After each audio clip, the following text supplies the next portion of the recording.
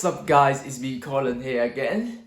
Over the past 2 years, I've traveled a lot. I've been to a total of 16 countries, mainly in Asia and Europe.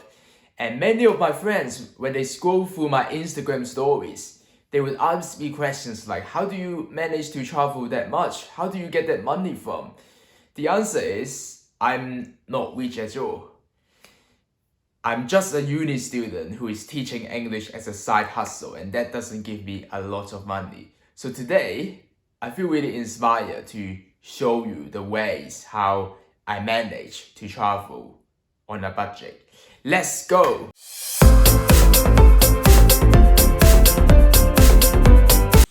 If you're watching this video, you're probably concerned about how to get cheap flight tickets. So let me give you this one big tip. If you want to travel cheap, go during off-peak season if you can. Because I'm now in uni, so I get the flexibility to travel during off-peak season because we got a lot of holidays. And let's say if I want to travel during Easter, we got 3 weeks of holiday. So I would avoid traveling during the week of Easter. I would go either the week leading to Easter or the week after Easter. And there are really good websites where you can look for cheap flight tickets. One website I really like is Skyscanner. Over here on Skyscanner, you can type your destination and it will show you which day is the cheapest. So let's say I'm going from London to Bucharest.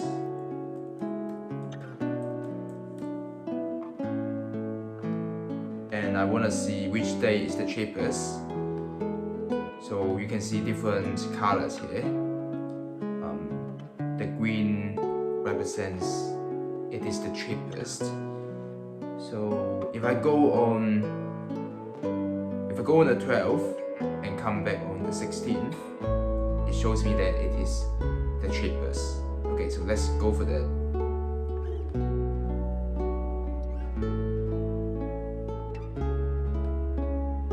And over here it shows me the prices of different flights. So I got this one here for only £43 from London to Bucharest. That's a really good deal.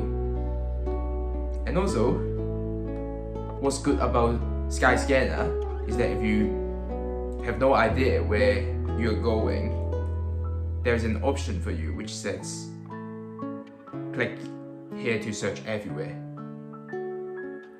So that way you can see which place offers the cheapest flight, and you can choose from there. So you can see here Albania only £25. Okay, so let's go for that.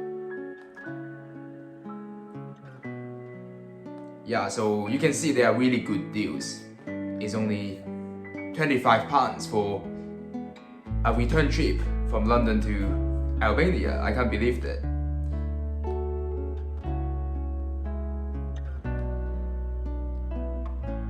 Yeah, so that is how Skyscanner works.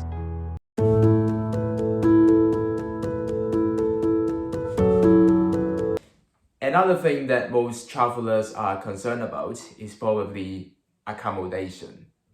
It does take up a huge sum of our budget when we travel. And where I usually stay when I travel is I would stay in a hostel. If you don't know what a hostel is, it is a low-cost form of accommodation where you stay in a room with other people. Depending on what hostel you're staying in, a normal hostel would usually provide you with the choices between 4-person, 8-person and 12-person bedroom, or sometimes even 16. I remember staying in a 16-man bedroom in Montreal, Canada, in a hostel called M Montreal Hostel, but it wasn't too bad. I could still have my personal space before going to bed because there were curtains next to each bed. So before I went to bed, I could still close my curtain and watch my K-drama and got some rest before going to bed. So staying in a hostel is not a really bad choice. It is cheap. If you're going to Southeast Asia, let's say in Thailand and Malaysia, you can easily find hostels that charge you less than £10 a night. Or in Europe, if you go to cities that are more expensive, let's say Paris or London, you can still easily find hostels with really good deals, probably around 20 to 30 pounds. I usually book my hostel at Hostel World. It is a really good website if you're looking for a hostel. And if you want to make some new friends when you're traveling, they actually have a chat function where you can connect with other travelers who are staying in the same hostel with you. So it is a very good way for you to make new friends when you're traveling.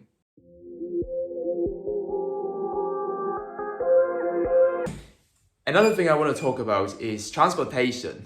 If you are traveling between different cities in Europe, there is one really good bus company called Flexbus, which provides really good deals between different cities.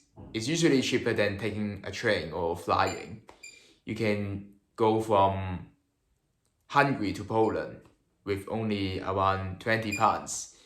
And what time you take the bus also matters. If you are taking a long haul bus, it's better to take it overnight so you can save the price of a night at a hotel.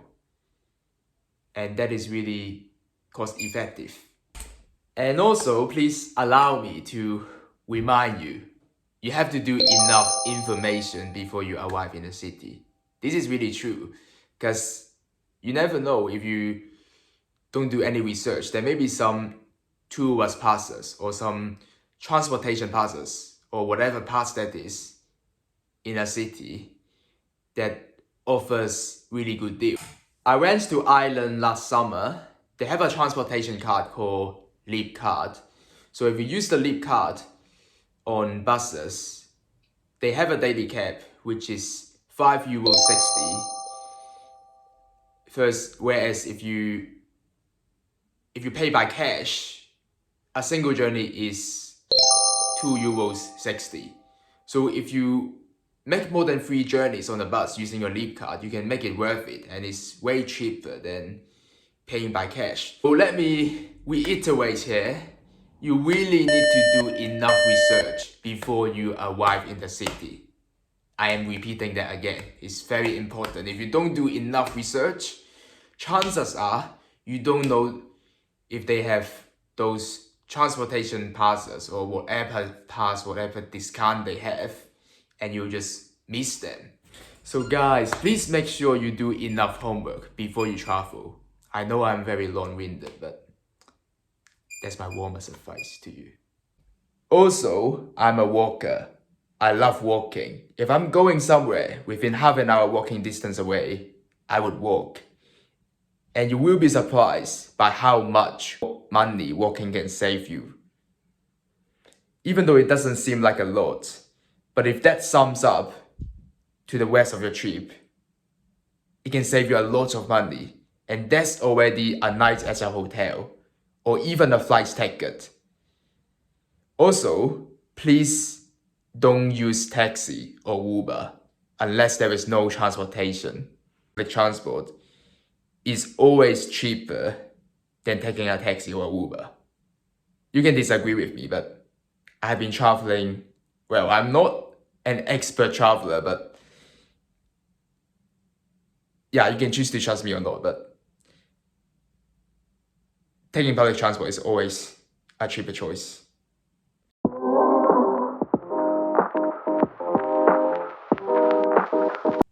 Okay, another thing I want to talk about is food.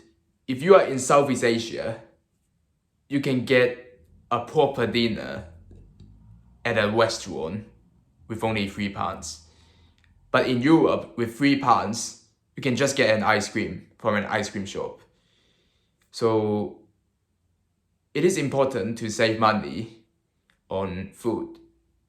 what I usually do, if I'm staying in a hostel and there is a kitchen for me, I would choose not to eat out every single meal. I would choose to cook maybe 1 or 2 meals a day. And for the remaining meal, I would choose to eat out.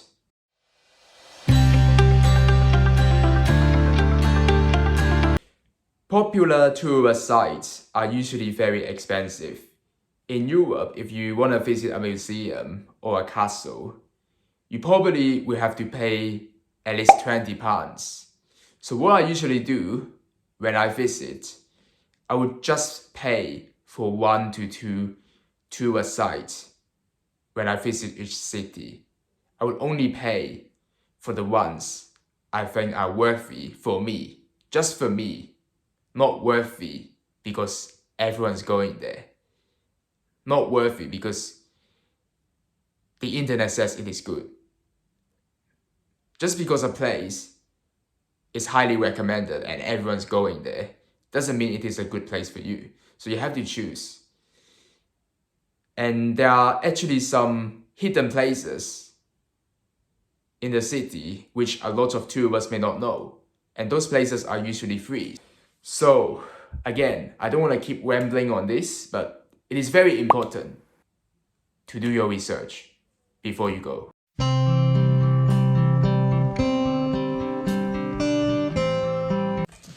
Okay, if you're still watching this video at this point, thank you for listening to me rambling. Here is my last point, but also not the least.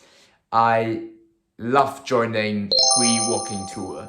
If you don't know what a free walking tour is, it's basically a free tour, usually lasts for 2 to 3 hours, where a tour guide would take you to different places in the heart of the city and introducing you to some history or some culture or whatever they want to introduce you about their city.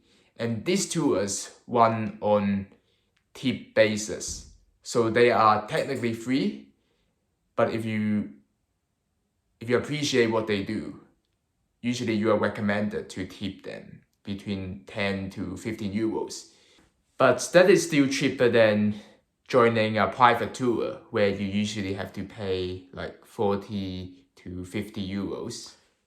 Okay guys, so basically I just want to give you an update on this channel. I am still very new here on YouTube. I'm just a baby learning how to walk. I have to admit that I'm not a very good YouTuber. I have no experience in filming before starting this channel. And I just want to thank you guys for supporting me and watching my content. It has been not easy for me making a video a week. And yeah, I promise I will try my best to make more content for you guys. I'm still learning a lot of stuff, but I'm happy I've learned a lot from making videos, and it really teaches me to be consistent and to be determined when doing everything. So I would appreciate it if you guys could leave me a comment down below what kind of content you would want me to make in the future, and I will try my best to bring you the best content I want to make for you. And just a bit of update on what I will be doing. I just booked my tickets to Romania in late March. So I will be spending a few days there, and I'm hoping to make some travel content when I'm there in Romania. So keep an eye on that. And also I will carry on posting a video a week. So if you haven't subscribed to my channel, please hit the subscribe button and turn on the notification bell. I will see you in the next video. Thank you for tuning in to watch this video. If you haven't already, please follow my Instagram. Have a lovely week, guys.